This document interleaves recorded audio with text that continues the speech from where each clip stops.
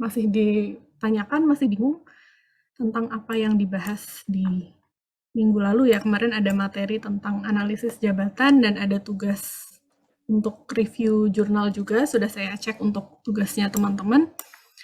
Kalau ada yang mau ditanyakan dulu, mungkin bisa kita bahas sebelum kita masuk ke materi hari ini. Gimana? Ada yang mau menyampaikan pertanyaan, saran, atau... Sepertinya tidak ada, Bu. Oke. Oke, kalau tidak ada, mungkin kita langsung ke materi hari ini. Kita akan bahas tentang motivasi. Nah, sebelum masuk materi, mungkin ya saya pengen tahu dulu nih dari teman-teman. Pasti pernah dengar ya yang namanya motivasi. Menurut teman-teman, motivasi itu apa ya? Apa yang kalau teman-teman dengar kata motivasi, itu kira-kira yang terpikir apa di teman-teman? Dorongan. Motivasi itu kayak sesuatu yang bisa dijadiin semangat, Bu. Oke, bisa dijadikan semangat. Oke, mungkin biar ada lagi yang mau menjawab dulu idenya tentang motivasi itu apa?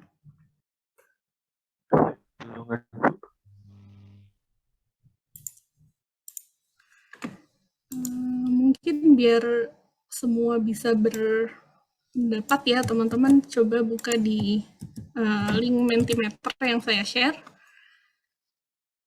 Semua bisa tulis di situ. Menurut teman-teman, kalau disebut motivasi, apa yang terpikir di teman-teman?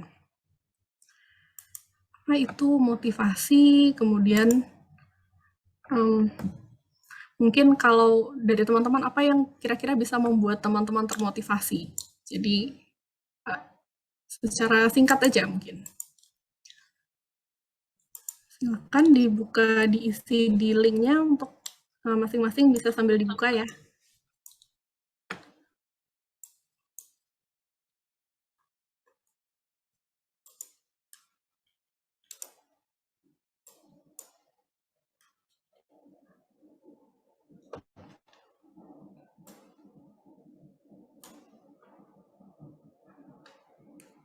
Bisa?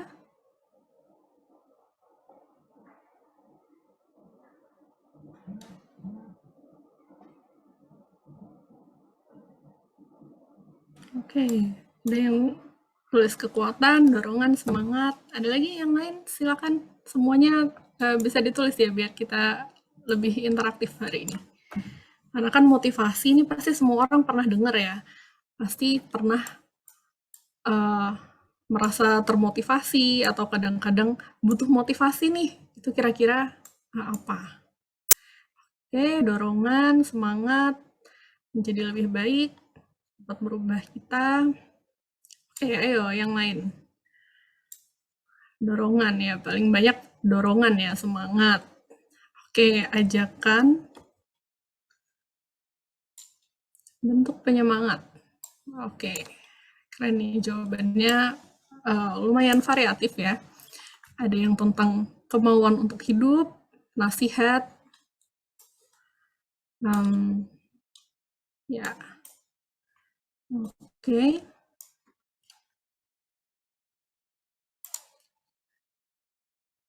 Usaha yang membuat orang tergerak mencapai tujuan. Oke. Ya, kita tunggu dulu mungkin 5 menit ya untuk yang belum sempat menjawab.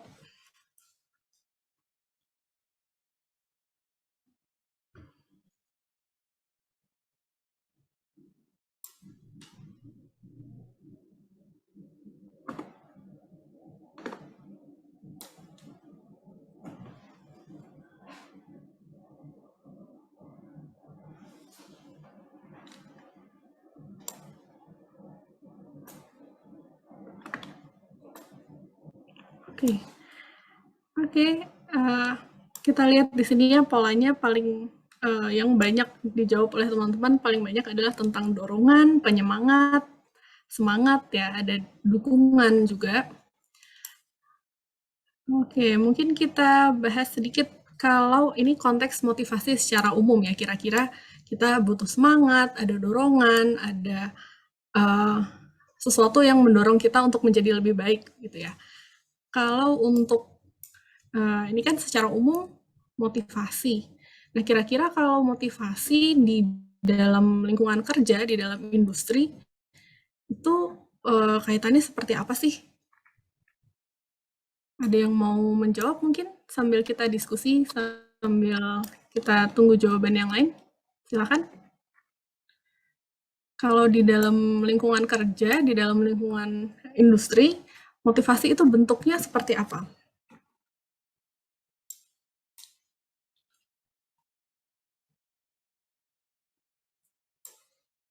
Ada yang mau mencoba menjawab? Tadi ini kan ada jawaban dari teman-teman ya tentang motivasi itu bisa berupa dukungan, penyemangat, dorongan semangat, ajakan menuju lebih baik. Jawaban teman-teman sendiri ya ini. Jadi kalau misalnya dikaitkan dengan pekerjaan, kira-kira bentuknya seperti apa?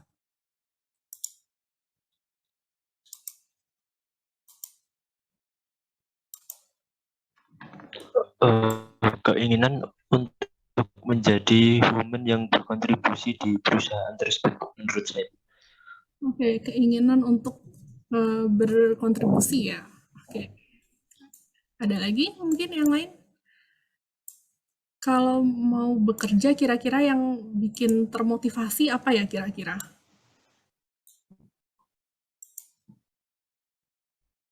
Reward, oke ada yang jawab reward. Semangat dari ayang, Bu. Waduh, ya semangat dari ya mungkin semangat dari orang-orang lain, dukungan sosial itu juga bisa menjadi salah satu motivasi mungkin. Ada lagi yang lain mungkin?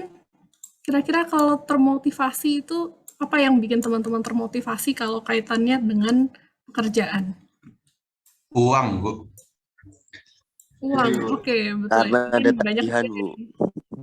Oke, karena butuh uang itu bisa jadi ya kita bekerja supaya dapat dapat bayaran, dapat reward, dapat ada juga yang bilang jabatan di sini mungkin ya.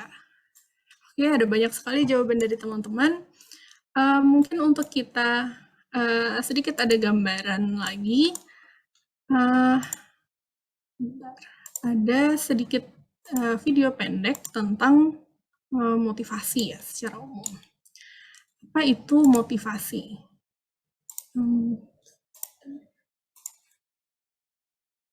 Silakan kita simak bersama ya.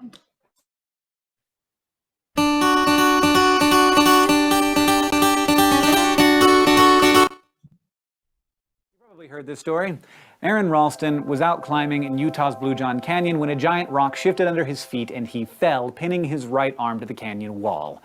He was stuck, and worse, he hadn't told anyone where he was going. For the next 5 days, Ralston tried to move and chip away at the rock. He ate his remaining food, drank the last of his water. Eventually, he drank his own urine and started videotaping his goodbyes. But then something happened. Ralston had a dream. He saw himself as a father picking up his son, and with that vision, an overpowering will to survive kicked in. He broke his arm bones, sawed through his flesh with a dull pocket knife, and freed himself. Ralston harnessed some of our most powerful psychological forces: hunger, thirst, desire to be part of a family, need to return to the human community. They ignited his tenacity, which allowed him to do an incredible thing. He harnessed the power of motivation, obviously in a big way. In its most basic sense, motivation is the need or desire to do something, whether that need is biological, social, or emotional, and whether that something is making dinner, going to college, or cutting off your arm. Motivation is what gets you moving. Kalau dari video tadi ya mungkin kita bisa lihat contoh ekstrimnya, bahkan dorongan kita untuk bertahan hidup atau dorongan-dorongan mendasar itu bisa jadi motivasi kita. Contohnya ekstrim ini tadi bahkan dia bisa sampai potong tangannya sendiri untuk bisa selamat dari situasi saat itu. Nah kira-kira ya kurang lebih motivasi itu apa sih? Jadi mungkin teman-teman juga sudah cukup beberapa sudah menjawab sesuai dengan ini ya, ada dorongan yang menggerakkan kita untuk melakukan sesuatu. Mungkin kalau dalam konteks secara umum tadi bisa berkaitan dengan dorongan kita untuk bertahan hidup, kemudian bisa juga ada dorongan kita untuk memenuhi kebutuhan dasar, kebutuhan fisiologis, tapi ada juga dorongan yang sifatnya lebih dari itu ya. Jadi tidak sekedar kebutuhan dasar, tapi kita juga ada dorongan yang membuat kita untuk melakukan sesuatu bahkan sampai tingkat yang ekstrim. Nah, kalau dari asal katanya motivasi itu berasal dari kata ini ya, motif, artinya bergerak. Jadi intinya motivasi itu sesuatu yang menggerakkan kita kurang lebih. Apapun yang mendorong kita untuk bergerak melakukan sesuatu. Jadi kalau kita berperilaku, kalau dalam psikologi itu kita apapun yang kita perilaku kita pasti didasari oleh sesuatu. Nah, yang mendasari ini adalah salah satunya adalah faktor motivasi. Jadi motivasi itu muncul keadaan internal, jadi motivasi itu ada di dalam diri seseorang yang akan memunculkan nanti perilakunya dia akan seperti apa. Nah, keadaan internal ini nanti bisa mengarahkan kita untuk melakukan sesuatu, jadi ada direction, kemudian bagaimana intensitas perilaku yang akan kita lakukan. Jadi, ya kurang lebih kita bahas tentang fungsi dari motif atau tentang motivasi itu sendiri. Selain dia menjadi penggerak kita untuk bertindak, mengarahkan perilaku kita, motif ini juga menjadi arah yang menentukan tujuan kita dalam mengerjakan sesuatu. Pasti kita akan lebih terarah kalau kita punya motivasi yang jelas, kita punya tujuan atau niat tertentu, dan ini ternyata juga berpengaruh terhadap keberhasilan dari proses belajar ataupun dari pekerjaan yang kita lakukan. Oke. Lalu bagaimana prosesnya motivasi di dalam diri seseorang? Mungkin secara umum kita bisa lihat dalam bagian ini. Kalau dalam kita mempelajari perilaku manusia, itu selalu ada yang namanya stimulus dan respon. Jadi perilaku manusia itu pasti adalah sebuah fungsi atau dia berkaitan dengan individu sebagai individu dan lingkungannya. Jadi ada stimulus yang mempengaruhi perilaku seseorang. Dan di sini ketika mau mencapai satu tujuan tertentu, pasti ada didorong oleh kebutuhan-kebutuhan tertentu atau mungkin ada rasa tidak nyaman yang berusaha diseimbangkan supaya kita mencapai satu tujuan itu. Jadi kita akan melakukan sesuatu supaya keinginan kita tercapai atau mengurangi rasa tidak nyaman yang kita sedang alami, atau kalau ada ketegangan-ketegangan tertentu akan kita berusaha kita kurangi. Itu bisa menjadi tujuan, dan dari ketercapaian ini nanti seseorang pasti akan melakukan evaluasi kembali apakah sudah tercapai, dan kalau belum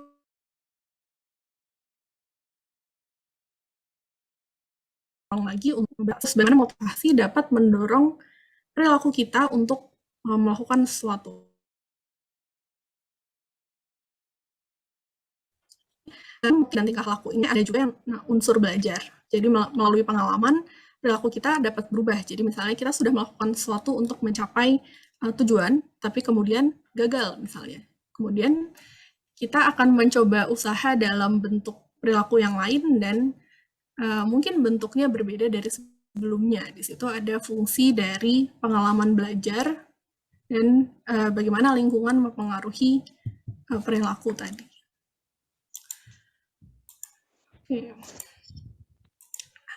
Ya, tingkah laku itu bisa tergantung dari motif tadi, bagaimana kesiapan motif yang ada pada seorang, tapi juga bisa berkaitan dengan situasi dan kesempatan yang ada. Jadi tingkah laku tadi ya, dia berkaitan dengan bagaimana motivasi yang ada dan situasi lingkungannya. Lalu kaitannya dengan pekerjaan atau organisasi itu seperti apa? Dan di sini kalau dalam organisasi ya pasti tantangannya salah satunya adalah bagaimana kita mampu menggerakkan orang-orang yang ada di dalam organisasi yang pasti ada banyak individu-individu yang berbeda. Bagaimana kita dapat menggerakkan mereka untuk mau bekerja sebaik-baiknya dalam membantu ketercapaian tujuan organisasi. Jadi bukan sekedar bekerja kemudian mereka ala kadarnya lalu terima gaji dan sebagainya, tapi kan dari organisasi kita mengharapkan orang-orang mampu mengerahkan kemampuan terbaiknya, mereka mau sungguh-sungguh dalam bekerja untuk membantu tercapainya tujuan organisasi. Nah, di sini jadi salah satu tantangan dari organisasi, dan ini tadi berkaitan dengan motivasi di dalam konteks kerjaan. Jadi ya kalau dari teman-teman motivasi dalam bekerja mungkin ada kaitannya dengan gaji, ada kaitannya dengan uang, dengan jabatan, atau ya mungkin dengan banyak hal yang mempengaruhi motivasi dalam bekerja. Dan ini tentu disesuaikan dengan bagaimana situasi kerja. Bagaimana organisasi bisa memberikan tujuan yang sesuai, bagaimana mereka searah dengan tujuan yang dimiliki oleh individu, sehingga itu jadi suatu hal yang mendorong individu untuk, wah saya punya nilai-nilai yang sama dengan organisasi ini memiliki tujuan yang baik, dan itu bisa menjadi salah satu motivator dalam bekerja. Nah, ya dalam mengetahui motivasi mungkin ada banyak cara ya, mungkin kadang kita susah untuk melihat seperti apa orang yang termotivasi, atau kapan kita tahu orang-orang itu memiliki motivasi. Ada yang mau mencoba berpendapat mungkin kalau kita mau lihat orang itu dia punya motivasi atau tidak, kita lihatnya dari mana kira-kira?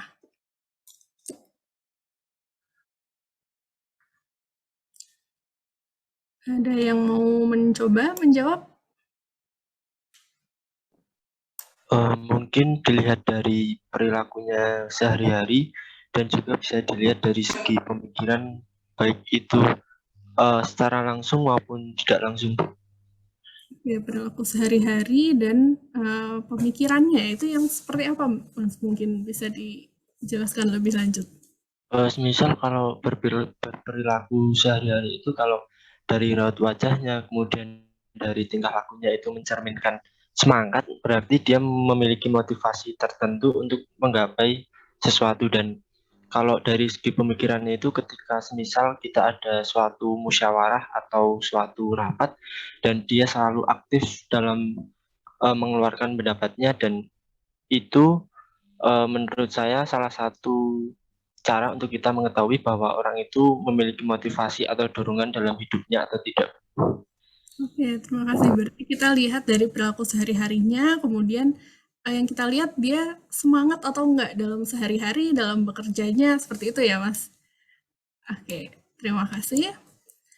Ya, memang salah satu cara paling mudah adalah kita lihat, amati dari perilaku sehari-harinya. Mungkin selain dari tadi kita lihat orang yang semangat, mungkin ada cara lain yang bisa kita gunakan untuk mengukur bagaimana orang yang termotivasi itu seperti apa. Mungkin ada pendapat lain dari teman-temannya? Tindakannya, oke, tindakan, perilaku, kemudian kita bisa lihat dari bagaimana cara dia sehari-hari berinteraksi di lingkungan pekerjaan, begitu ya. Mungkin ada satu lagi nih yang masih belum disebutkan ini. Ada yang mau mencoba?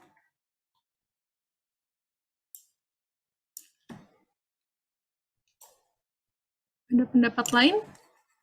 Silakan. Selain dari kita lihat kesehariannya, dari tindakan dan perilakunya, kira-kira apa lagi nih yang masih bisa kita jadikan tolak ukur untuk seberapa dia termotivasi dalam bekerja?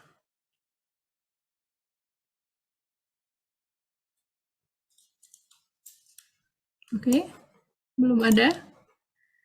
Oke, memang paling mudah adalah kita lihat dari bagaimana tingkah lakunya seseorang.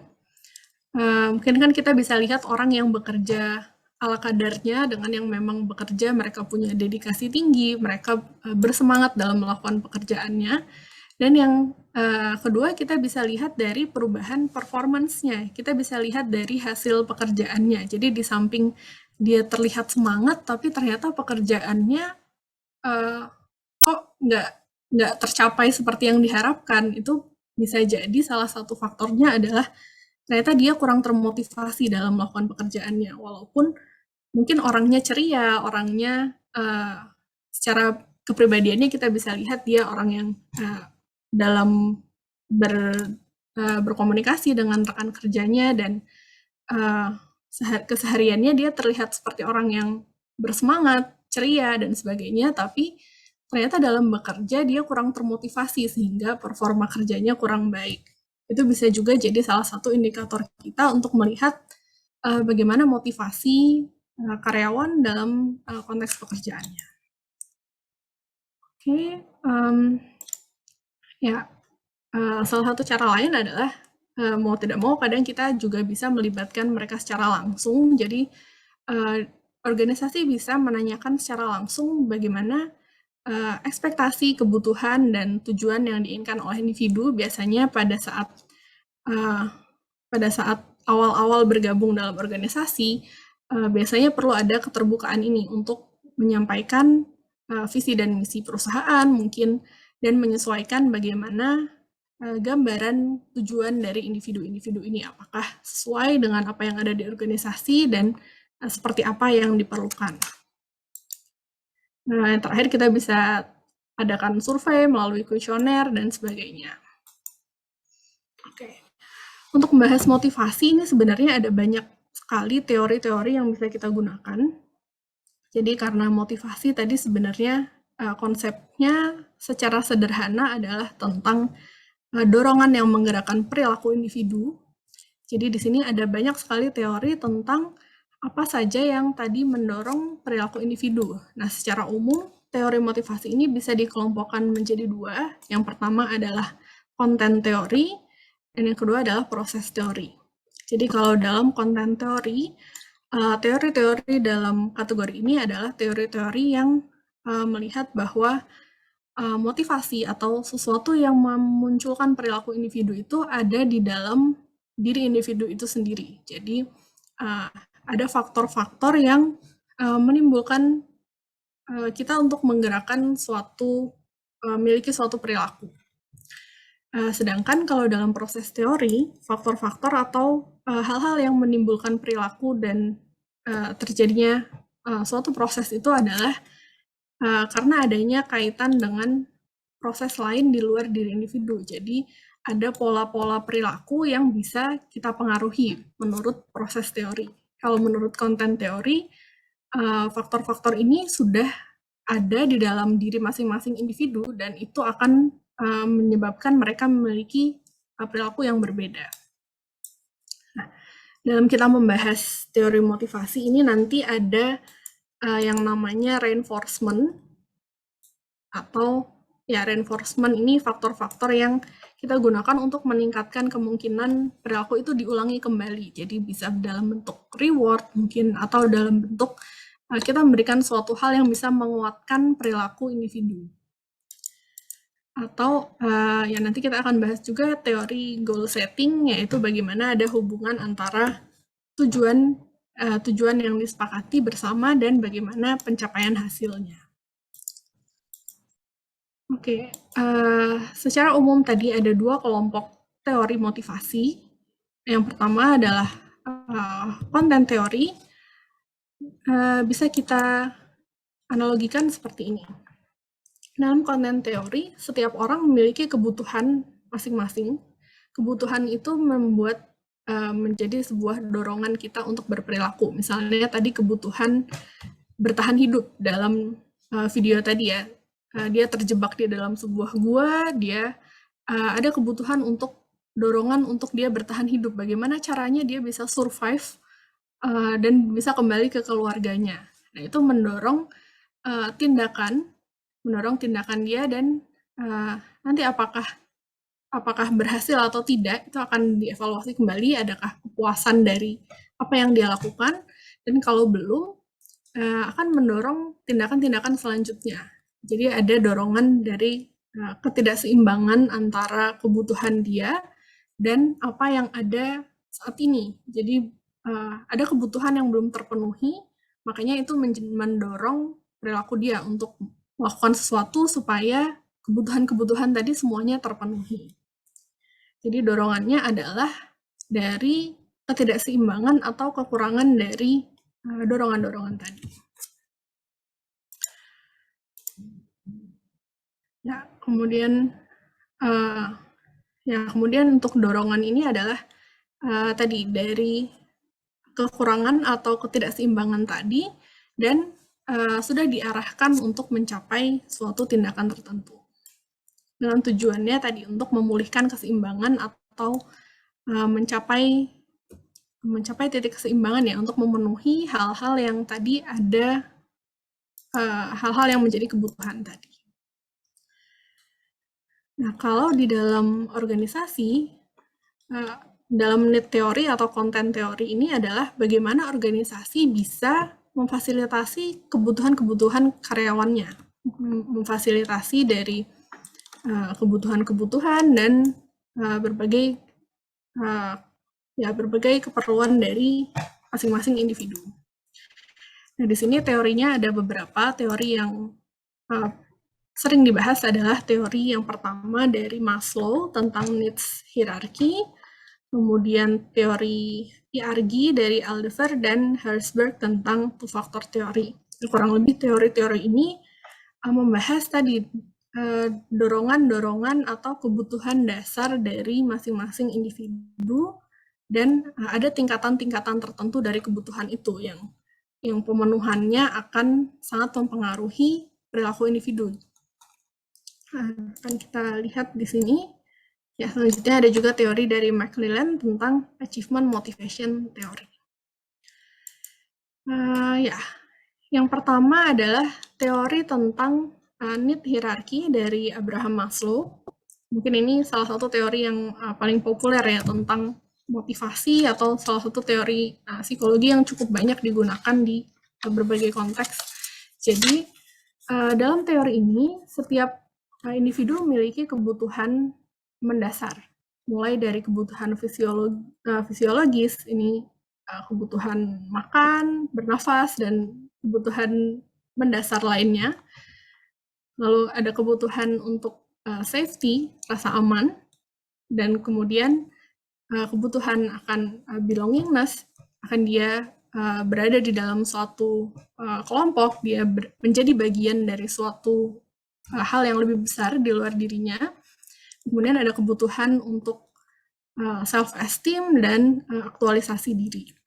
Jadi dalam teori ini ada tingkatan-tingkatan tertentu dari piramida kebutuhan yang jika tidak terpenuhi di bagian bawah di kebutuhan dasarnya, maka individu itu dia tidak bisa naik ke level selanjutnya. Jadi kalau misalnya kebutuhan secara fisik belum terpenuhi, kebutuhan mendasar untuk kebutuhan fisik ya, makan, tidur yang cukup, dan sebagainya, dia tidak bisa mendorong untuk kebutuhan lainnya. Jadi ketika kita menuntut karyawan untuk bisa memiliki aktualisasi diri yang baik, bekerja sebaik mungkin, yang perlu diperhatikan adalah kita harus memenuhi kebutuhan-kebutuhan dasarnya dulu, kemudian bagaimana dia menjadi bagian dari suatu kelompok, dari organisasi dengan belongingness ini, dan sampai ke tahap dia bisa beraktualisasi. Nah, tapi dalam teori ini tidak semua orang bisa mencapai tahap tertinggi yaitu aktualisasi diri karena tadi adanya pemenuhan dari tahapan-tahapan sebelumnya itu belum tidak semua orang bisa mencapai keseluruhannya. Kemudian ada teori dari Alderfer tentang IRG teori dan Herzberg teori. Kurang lebih kedua teori ini menggunakan pendekatan yang sama ya. Jadi ada kebutuhan-kebutuhan mendasar yang harus dipenuhi sebelum individu itu dia bisa memiliki motivasi yang lebih tinggi untuk mencapai tujuan-tujuan yang lebih besar. Nah, kalau di dalam IRG teori ini dikelompokkan dalam existence, relatedness, dan growth. Ini dalam teori ini existence, kebutuhan untuk eksis itu dikategorikan dari kebutuhan fisiologis dan kebutuhan akan rasa aman. Itu menjadi kebutuhan existence, dan kemudian belongingness dikategorikan dalam relatedness, yaitu bagaimana individu berrelasi dengan individu lainnya untuk menjadi suatu bagian dari komunitas, menjadi bagian dari suatu hal yang lebih besar dari dirinya. Jadi dia memiliki keterkaitan koneksi sosial dengan orang lain. Dan yang kelompok terakhir adalah tentang terkait dengan growth, yaitu bagaimana individu bisa bertumbuh untuk mencapai tujuan-tujuan lain dalam kehidupannya. Sementara untuk teori yang ketiga tentang namanya Herzberg teori, motivator, dan hygiene. Sebenarnya secara untuk lebih mudahnya teman-teman bisa kategorikan keempat teori ini dalam kelompok yang sama, karena semuanya membahas tentang adanya tingkatan kebutuhan, tingkatan kebutuhan yang mendorong perilaku individu. Yang beda hanya di pengelompokannya. Kalau di dalam teori Maslow ada 5 tingkatan, kemudian di Alderfer teori dikelompokkan menjadi 3, yang growth itu terdiri dari aktualisasi dan self-esteem, kemudian belongingness menjadi, istilahnya berubah menjadi relatedness, dan safety physiological menjadi existence. Sementara kalau di Herzberg teori, pengelompokannya hanya 2, yaitu 2 hal. Yang satu adalah faktor hygiene dan faktor motivator. Kalau dalam teori Herzberg ini, hygiene adalah semua hal mendasar yang dibutuhkan oleh individu dalam mereka bekerja di suatu organisasi. Jadi kebutuhan dari segi upah misalnya sudah sesuai untuk memenuhi kebutuhan-kebutuhan primer mereka, sudah cukup memenuhi kebutuhan-kebutuhan mendasar. Dan faktor motivator itu adalah semua yang bisa mendorong perkembangan individu. Jadi bisa dari tantangan dalam pekerjaan, bisa jadi bentuknya adalah kesempatan untuk pengembangan diri, dan sebagainya. Kemudian kalau dalam teori selanjutnya, teori dari McClelland itu membahas tentang adanya kebutuhan yang berbeda dari setiap individu. Jadi masing-masing individu memiliki 3 macam kebutuhan mendasar. Ada individu yang lebih besar kebutuhannya untuk memiliki pencapaian-pencapaian tertentu, atau ada juga individu yang lebih mementingkan bagaimana dia memiliki power di atas orang lain, dia memiliki kekuasaan atas sesuatu, sementara ada orang lain yang lebih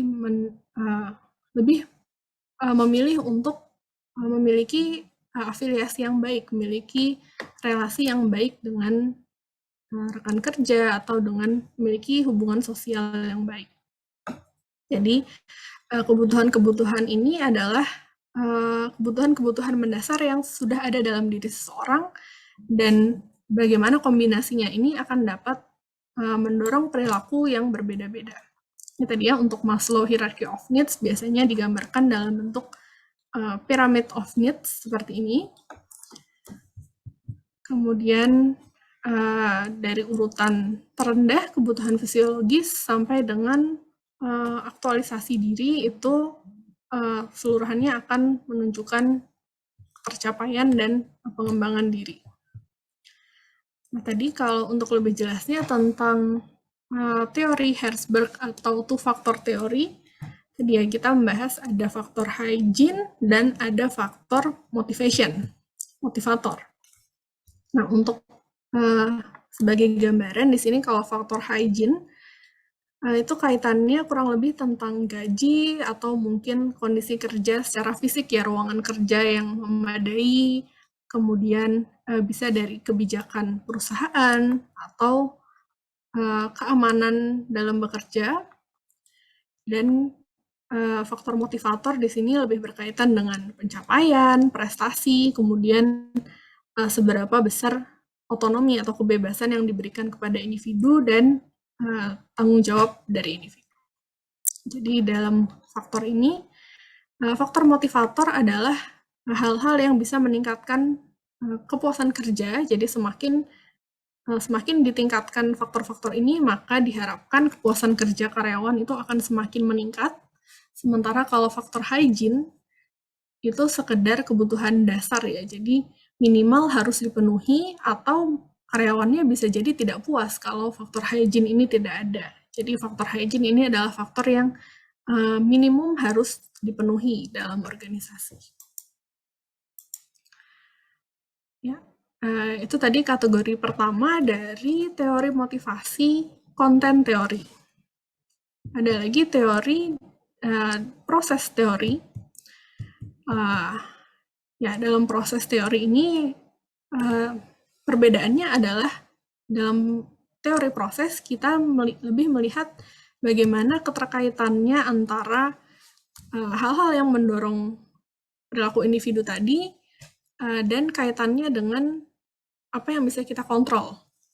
Apakah kita bisa berusaha mengarahkan perilaku tadi, kemudian bagaimana kita memaintain atau mempertahankan perilaku yang ada dan kita menghentikan perilaku yang negatif.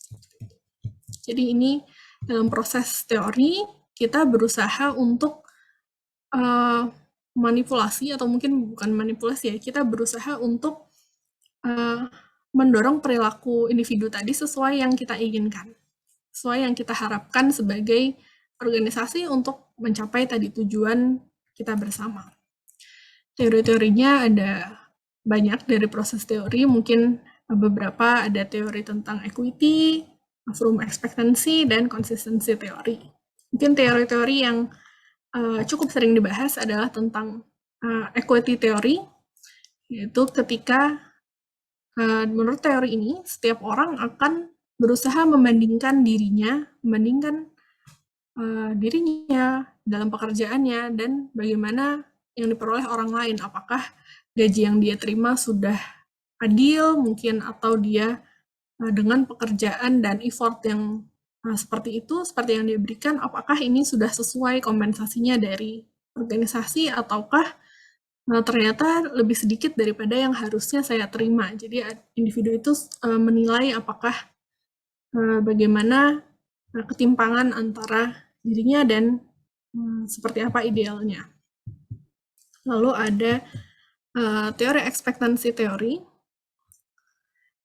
Teori ekspektansi teori ini mirip juga dengan tadi teori dari equity teori, yaitu ketika orang berperilaku mereka mengharapkan suatu output tertentu. Jadi ketika saya bekerja dengan jam kerja tertentu atau saya memiliki capaian yang baik, apakah nanti akan ada reward-nya untuk capaian-capaian saya ini? Apakah saya akan dihargai sesuai dengan pekerjaan yang saya lakukan? Jadi ketika melakukan sesuatu, ada hal yang, ada ekspektasi kita akan hasil yang nanti akan diberikan. Jadi ada keyakinan bahwa usaha yang kita lakukan nanti akan mengarahkan pada performa, dan performa itu nanti akan diberikan reward. Dalam teori ekspektansi ini ada pandangan seperti itu. Jadi ketika kita melakukan sesuatu, nanti akan berkaitan dengan performa dan kita akan mendapatkan imbalan yang sesuai dengan performa yang kita berikan. Jadi seperti ini. Ketika kita berusaha, kita menunjukkan performa kerja tertentu, maka harapannya kita akan mendapatkan performa yang baik dan diberikan reward juga yang lebih.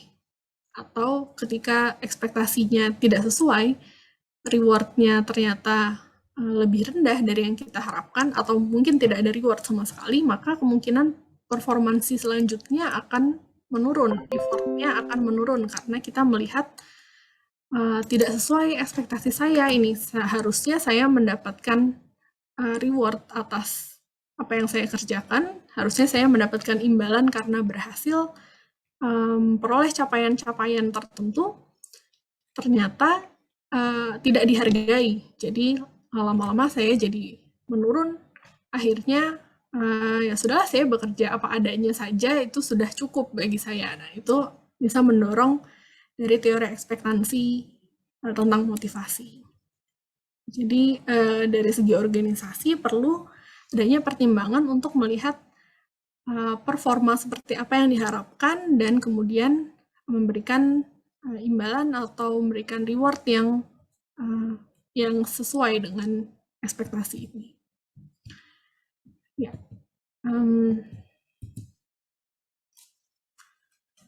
Oke, dan ada selanjutnya ada teori tentang goal setting. Jadi sebenarnya mungkin teman-teman bingung ya, ada banyak sekali teori-teori yang saya sebutkan di sini tentang motivasi, tapi sebenarnya dalam teori motivasi ini bisa kita gunakan secara kita kombinasikan dalam teori-teori ini pada konteks organisasi, atau kita bisa pilih salah satu yang paling sesuai dengan tujuan kita. Misalnya ini untuk teori yang selanjutnya tentang goal setting. Dalam kita menerapkan di organisasi, pasti kita sudah menetapkan tujuan-tujuan bersama. Ada visi dan misi dari organisasi. Nah, dengan kalau kita menerapkan salah satu contohnya teori goal setting ini, kalau kita menerapkan berusaha menentukan tujuan yang bisa memotivasi dengan prinsip-prinsip ini, prinsip SMART, tujuan yang spesifik, tujuan yang terukur, realistis, dan ada unsur tercapaiannya dari segi waktu dan lainnya. Ini bisa mendorong individu untuk lebih termotivasi dalam mencapai tujuannya karena sudah jelas apa yang ingin dicapai. Kurang lebih grafiknya bisa kita lihat seperti ini.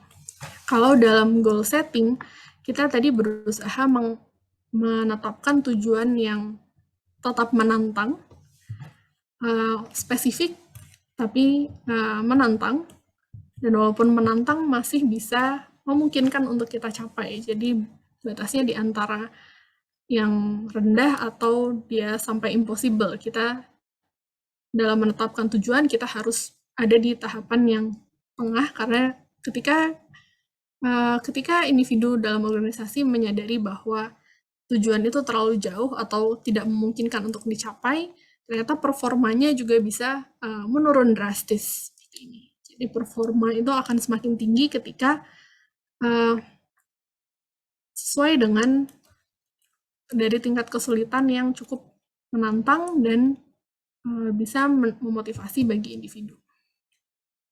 Nah, mungkin secara garis besar kalau dari motivasi, tadi selain adanya dua teori tadi ya, teori konten dan teori proses, motivasi sendiri bisa kita kategorikan dalam dua kelompok, yaitu ada motivasi yang sifatnya intrinsik dan motivasi yang sifatnya ekstrinsik. Kalau dalam motivasi intrinsik, ketika kita kaitkan dengan konteks pekerjaan, motivasi intrinsik itu adalah sesuatu yang menggerakkan individu terkait dengan pekerjaannya itu sendiri. Dan ini memberikan kepuasan, bisa berkaitan dengan kepuasan kerja mereka, atau mungkin motivasi intrinsik ini berkaitan dengan pekerjaannya langsung. Misalnya, ketika individu bekerja, dia merasa memiliki dia mempelajari suatu skill yang baru dari pekerjaannya. Nah, ini bisa menjadi satu hal yang memotivasi. Atau mungkin dia merasa ada tantangan-tantangan dalam pekerjaannya yang membuat dia senang dalam melakukan pekerjaan itu. Jadi pekerjaannya tidak monoton, ternyata dia merasa ada perkembangan, ada yang bisa dia pelajari, dan ada tantangan-tantangan baru. Itu bisa memberikan kepuasan tersendiri atas pekerjaannya. Jadi dalam motivasi intrinsik ini adalah sesuatu yang berkaitan dengan pekerjaannya itu sendiri. Sementara kalau di konteks motivasi ekstrinsik dalam organisasi, ini adalah suatu hal yang ada di luar individu, di luar pekerjaannya, tapi bisa mengarahkan perilaku individu.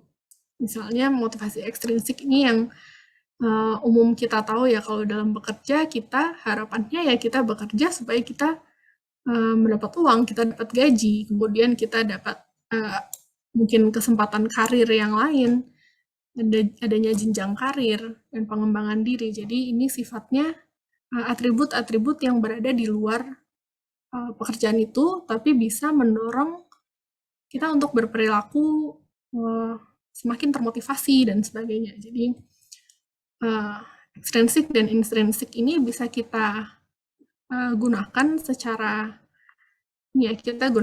bersama-sama, kita kombinasikan supaya bisa memberikan motivasi yang lebih bagi individu di dalam organisasi. Jadi kita tidak selalu harus mengandalkan hal-hal yang sifatnya ekstrinsik dengan pemberian reward, pemberian bonus, atau pemberian promosi dan sebagainya, tapi kita juga bisa mengembangkan dari segi pekerjaannya.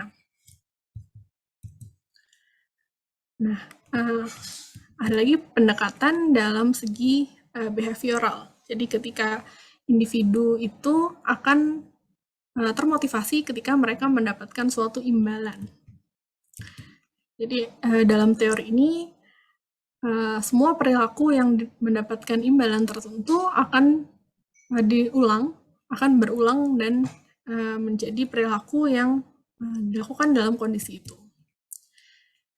Kemudian ada pendekatan social learning theory, yaitu ketika kita akan mengamati individu, mengamati lingkungan sekitar kita, dan apa yang terjadi di sekitar kita, untuk akhirnya kita mengikuti perilaku seperti apa yang diharapkan, perilaku seperti apa yang biasanya mendapatkan penghargaan, yang biasanya dihargai, dan akhirnya kita melakukan modeling, kita melakukan apa yang mereka lakukan.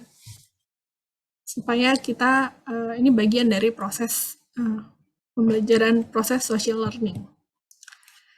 Dalam proses ini, bagiannya kurang lebih seperti ini, kita mendapat suatu stimulus, kemudian kita bertindak, dan akhirnya ada konsekuensi yang diberikan. Bisa berupa reward, bisa berupa punishment, bisa ada imbalan, ataupun ada hal-hal tertentu yang membuat kita untuk berhenti melakukan hal itu. Dan akhirnya ini membentuk perilaku kita di masa depan. Untuk bentuk-bentuk reward tadi, karena ada dua pendekatan, motivasi intrinsik dan ekstrinsik, sebenarnya reward itu sendiri tidak selalu berkaitan dengan hal-hal eksternal dalam pekerjaan, tidak selalu berkaitan dengan hal-hal material ya tadi, tentang benefit dari pekerjaan, kemudian uang, sebagainya. Tapi kalau dari segi intrinsik dan yang mempengaruhi kepuasan individu biasanya juga terkait dengan motivasi yang tadi sifatnya intrinsik. Nah, lalu apa yang bisa dilakukan organisasi untuk meningkatkan motivasi dari karyawan atau motivasi dari individu-individu di dalamnya? Selain kita bisa menerapkan tadi salah satu dari teori-teori motivasi, atau kita kombinasikan teori-teori motivasi yang ada, kita juga bisa melakukan desain pekerjaan yang memotivasi bagi karyawan.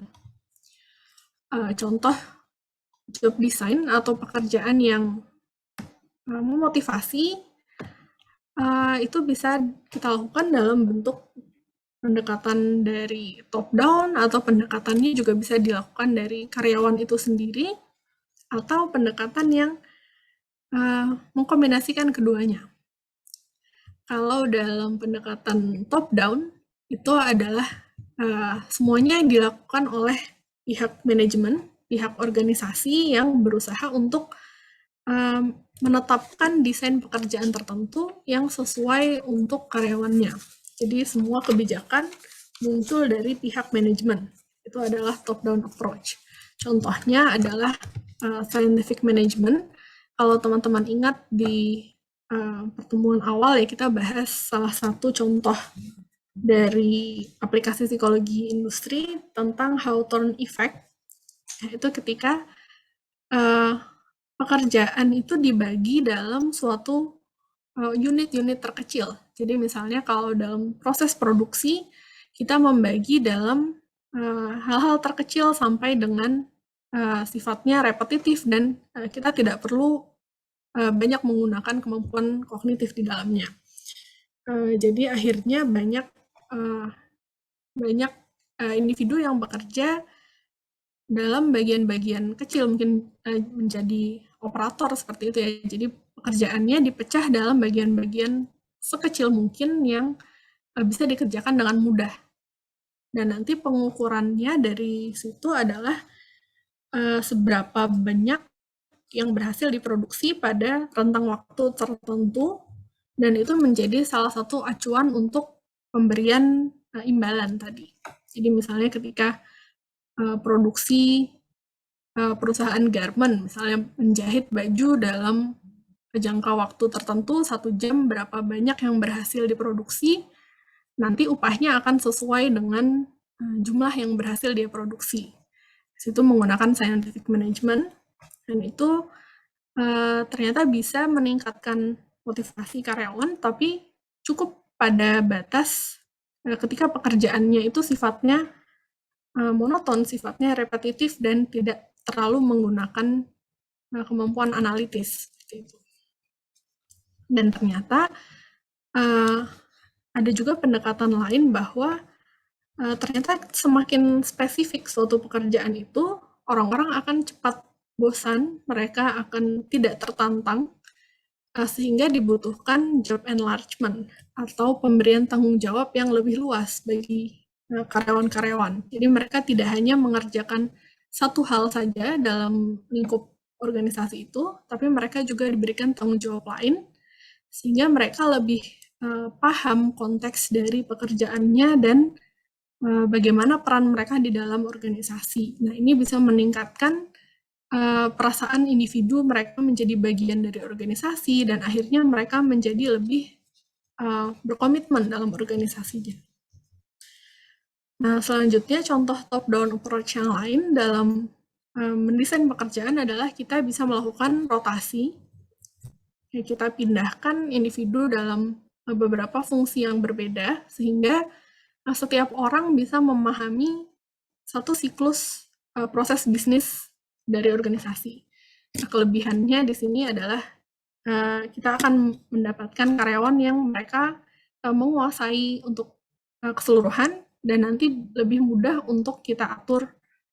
Mungkin jika butuh pengaturan shift, pengaturan jadwal, dan sebagainya, akan lebih mudah dalam koordinasinya, karena setiap individu bisa saling membackup rekan kerjanya, semua memiliki skill yang kurang lebih sama, semua menguasai masing-masing bagian dari pekerjaannya. Ya, selanjutnya kita bisa lakukan job enrichment, atau kalau job enrichment ini bedanya dengan enlargement adalah kalau misalnya dalam job enlargement kita hanya memperbesar skop pekerjaannya, misalnya dia hanya mengerjakan spesifik tadi, misalnya spesifik dalam bidang garment, menjahit pakaian. Akhirnya diperluas menjadi dia menjahit sampai dengan proses dia sampai di produksi, packaging, dan sebagainya, kita perluas lingkup pekerjaannya. Tapi kalau dalam job enrichment, kita bisa menambahkan tanggung jawab baru, dan mungkin dari segi tingkatan pengambilan keputusan dan tingkatan untuk tingkat kesulitan dari pekerjaannya itu bisa lebih kita tingkatkan. Jadi job enrichment ini kita memberikan pekerjaan yang lebih menantang bagi individu supaya mereka lebih mengembangkan kemampuannya. Sementara dari pendekatan bottom up, ini adalah pendekatan dari karyawannya sendiri, biasanya dilakukan oleh karyawan yang top performer ya, jadi sudah diidentifikasi oleh organisasi, top performernya seperti apa, yang ideal untuk bekerja di posisi itu seperti apa. Nah, biasanya individu-individu yang sudah menjadi top performer gitu ya, mereka memiliki strategi sendiri untuk bagaimana melakukan pekerjaannya dengan efektif. Nah, ini mereka bisa melakukan job crafting atau menyesuaikan diri dengan pekerjaannya. Bisa dari segi boundaries-nya, bisa dari segi seberapa banyak pekerjaan ini harus berkaitan dengan berhubungan dengan orang lain, dengan bagian-bagian lain dalam organisasi, atau dia juga bisa bisa mengembangkan untuk pekerjaan ini bagaimana seharusnya dilakukan. Jadi ini bisa melalui proses negosiasi antara si karyawan dan pihak manajemen. Selanjutnya ada pendekatan idiosinkratik, atau pendekatan ini adalah pendekatan yang sifatnya gabungan ya antara keduanya, jadi berusaha menemukan titik tengah antara pihak manajemen dan pihak karyawan dengan memberikan fleksibilitas. Biasanya bentuknya adalah fleksibilitas dari segi jadwal, kemudian bisa dari fleksibilitas untuk lokasi, bekerja remote mungkin, atau dari segi kompensasi juga bisa menemukan titik tengah di situ. Jadi di situ peran organisasi, selain kita bisa menerapkan teori-teori motivasi tadi supaya karyawan bersemangat untuk bekerja, tapi kita juga bisa menggunakan desain pekerjaan ini untuk mendorong mereka dalam melakukan tugas-tugasnya tadi. Oke, ya kurang lebih materinya seperti itu, cukup banyak ya mungkin dari teori-teorinya. Tadi secara garis besar tadi kita bahas beberapa teori ini. Oke, mungkin sampai di sini ada yang mau ditanyakan dari rekan-rekan?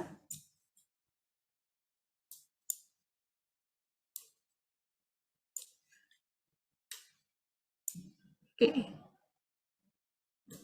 Gimana? Ada yang masih bingung atau justru semakin bingung dari penjelasan hari ini tentang motivasi? Silakan kalau ada yang mau bertanya, komentar. Metode-metode yang bisa digunakan untuk penyampaian motivasi itu apa aja ya, Bu? Selain dari omongan atau ucapan, Bu? Oke, metode-metode untuk motivasi. Oke, mungkin terima kasih pertanyaannya. Ya, mungkin yang terbayang dari teman-teman untuk kita dapat motivasi itu cenderung identik dengan ini ya, pemberian kata-kata motivasi. Kita mengundang motivator untuk kemudian kita berikan training mungkin supaya semua lebih bersemangat dalam bekerja dan sebagainya. Tapi ternyata dalam kita menggunakan teori motivasi itu tidak selalu bentuknya seperti itu ya. Jadi bentuknya tidak selalu dalam bentuk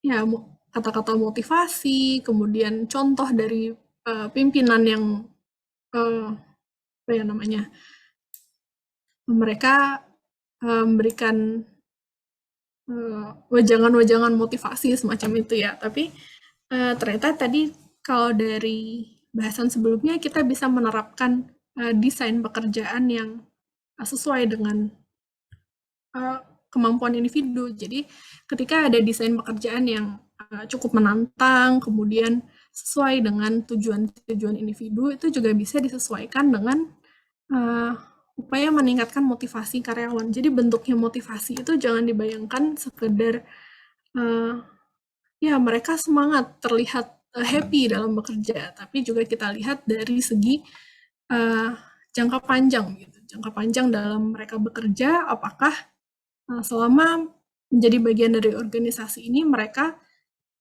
tetap memiliki usaha yang sama untuk mencapai tujuan, lalu bagaimana mereka tetap memiliki performa yang baik walaupun mungkin ada tantangan-tantangan tertentu yang membuat motivasinya menurun gitu. Jadi pendekatannya tadi bisa dengan desain pekerjaan yang kita sesuaikan, kemudian bisa dengan menyesuaikan dari segi pemberian kompensasi atau pemberian jenjang karir yang memungkinkan seperti itu. Gimana Pak? Cukup menjawab? Sudah, Bu. Terima kasih. Oke, terima kasih. Ada lagi yang mau bertanya?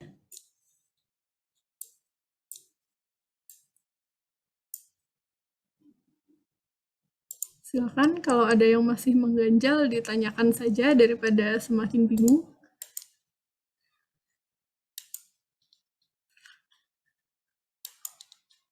Atau bingung karena terlalu banyak teori ini ya mungkin.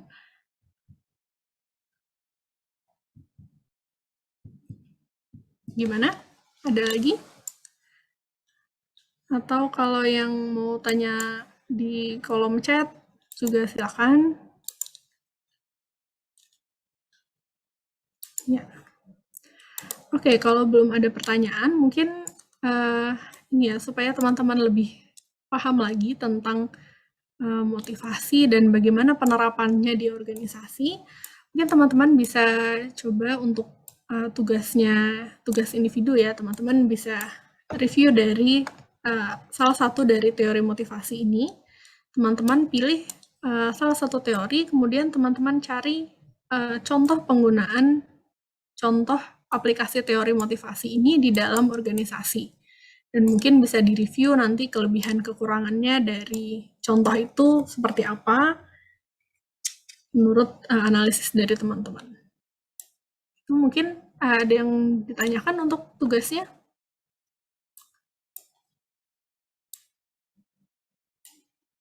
Bisa diulangi, Bu. Oke, jadi supaya lebih teman-teman lebih paham tentang aplikasinya dari teori motivasi ya, bisa pilih dari salah satu teori ini dan cari contohnya, contoh penerapannya.